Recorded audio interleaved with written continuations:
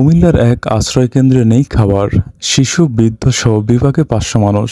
বাঁধ ভেঙে কুমিল্লার বুড়িচং উপজেলা প্লাবিত হয়েছে। ইতিমধ্যে উপজেলায় ১৫ ফুটের বেশি পানি ঢুকে পড়েছে। এখনও পানি প্রবল বেগে বুড়িচং উপজেলার দিকে প্রবাহিত হচ্ছে। বৃহস্পতিবার ২২ আগস্ট রাত 11:30টার পর থেকে এই এলাকাটি প্লাবিত হয়েছে, যে কারণে স্থানীয় আশ্রয় কেন্দ্রগুলোতে অবস্থান নিয়েছেন ঘরহারা মানুষজন। দেখা দিয়েছে খাবার ও চিকিৎসার সংকট। জানা গেছে, কুমিল্লার বুড়িচং উপজেলার মহিষমারা উচ্চ বিদ্যালয় আশ্রয় কেন্দ্রে বৃহস্পতিবার রাত থেকে প্রায় ৫০০ মানুষ আশ্রয় নিয়েছেন।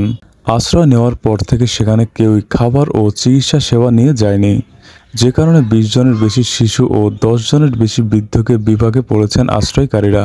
যে কারণে ২০ জনের বেশি শিশু ও ১০ জনের বেশি বৃদ্ধকে নিয়ে বিপাকে পড়েছেন আশ্রয় গ্রহণকারীরা।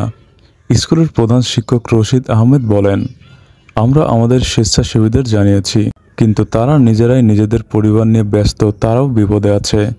যাদের সমস্যা হয় তারা দ্রুত মহিষমারা উচ্চ বিদ্যালয়ে আসুন। এখানকার প্রায় ৫০০ মানুষ না খেয়ে আছে। শিশুরা কান্না করছে, বের হওয়ার অবস্থাও নেই।